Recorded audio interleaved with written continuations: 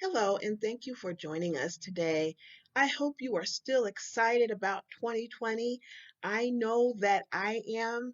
I hope that you have that big picture somewhere where you can see it every day, even more than once a day. Please know that we have plenty of time left in 2020, and what you've planned, what you envisioned, what's been placed on your heart for 2020 will happen. I wanted to encourage you. We are here at ABC Educational Services to walk alongside you, to support you in that dream and that plan and that project and that goal for 2020. Please feel free to reach out to me, Andrea C. Scott, founder and CEO at ABC Educational Services at 720-427-8901. You may also email me at abceducationservices@gmail.com, and you can inbox me on Facebook, connect with us on Twitter, LinkedIn, or Instagram. You may also subscribe to our YouTube channel. I want to encourage you to do that. So many other, just different resources that could be helpful for you, along with information that we've already shared if you want a refresher or review on what we've already shared and discussed here at ABC Educational Services. So I wanted to continue our conversation as we've been talking about healthy habits that get you going in 2020. This series is connected to the support services that we provide in the area of career coaching and individual support. So I wanted to continue this discussion.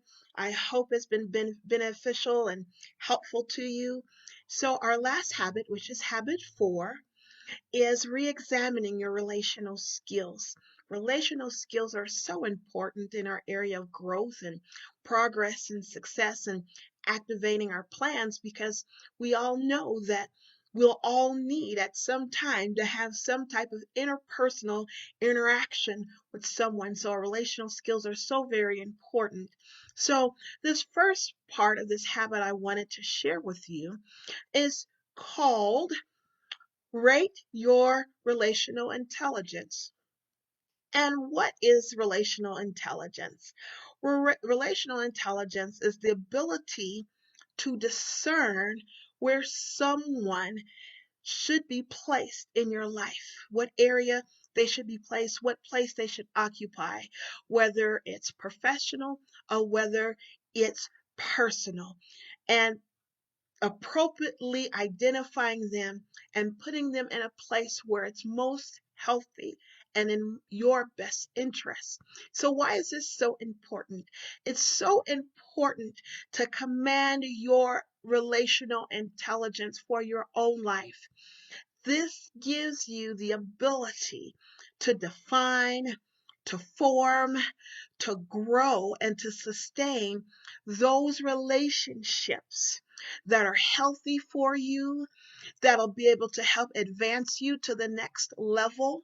Even in our personal lives, the level of relationship that we're advocating and wanting a deeper level of relationship, even in our personal lives and most importantly in our professional lives, giving us that opportunity to unlock and activate our greatest potential as it relates to our relational skills, and helping us being able to relate with others properly. And that's so important because it's twofold.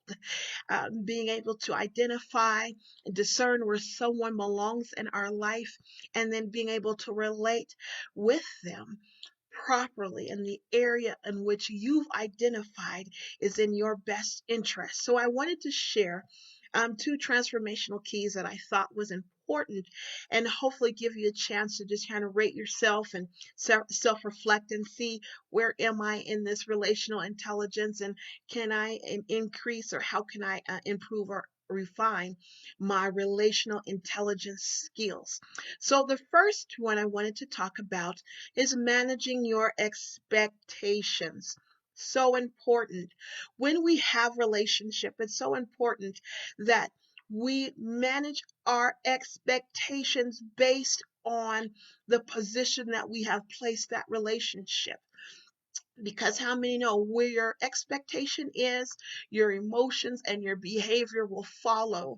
So we want to make sure that we are having appropriate relational skills, that we're managing those expectations, making sure that those expectations actually correlate with where we've identified that relationship in our life. And if it does not, where do I need to adjust my expectations as it relates to relationship? Or maybe I may need to adjust where I position this person in my life. So take a moment and just kind of see, okay, how can I do this, or do I need to do this better? Because it'll help you, it'll give you more peace to know that while I am managing and adjusting my expectations, it'll help you be able to relate with others more properly and in a much healthier way. Have to remember that although we all should be sharing a spirit of friendship as we're communicating and building our relationships, to know that even though we show ourselves friendly to someone, does not mean that individual is our friend. We have to make sure that we are properly identifying and growing those relationships in the proper position that's beneficial for us to help us grow best.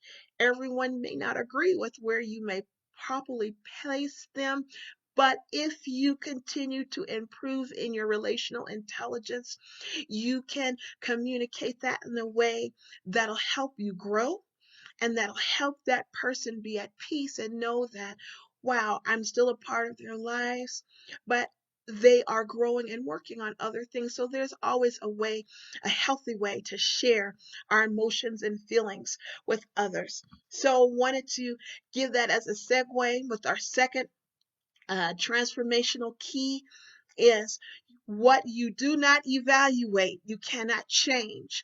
So give yourself any opportunity as you are working on your relational intelligence. Give yourself an opportunity to evaluate. How do I respond? How do I respond to others in my relationship, whether it's personal or professional? Am I allowing my emotions to dictate my behavior, or am I using my emotions to help show me when something might be off balance, and where I need to integrate my wisdom and my intelligence to make those decisions? Know that when you are commanding your relational intelligence, we need both. We need our emotions that help identify where we're thinking, where our behavior is, our where we're knowing that, oh, I need to take this moment to reflect and to assess, so I don't get emotional hacked. So to build that emotional agility, so we're not getting emotionally hacked, which might, eliminate or cause more pressure on relationships that we just don't want um, or need.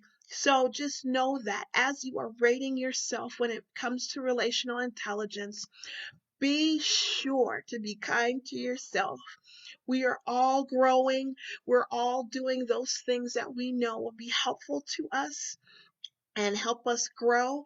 But we want to make sure that as we are building our relational intelligence, that we are properly identifying those people and where they belong in our lives. And we are developing those healthy habits that help us relate to others healthy and properly. So I hope this was helpful for you today. The second part of this habit, as we are re-examining our relational skills, will be setting healthy boundaries, which we hope you connect with us when we discuss that next time. I wanted to share with you a resource if you want to learn more about relational intelligence. please get this book. It'll help you, help you, help you. It's called Relational Intelligence. And it's called Relational Intelligence, the people skills you need for the life of purpose you want. Was such a blessing for me as I read this. So thank you for joining us today. Remember, you are important. You are valuable. The world is anxiously awaiting for that dream, for that vision, for that plan to come to pass. Let it happen. Get going in 2020.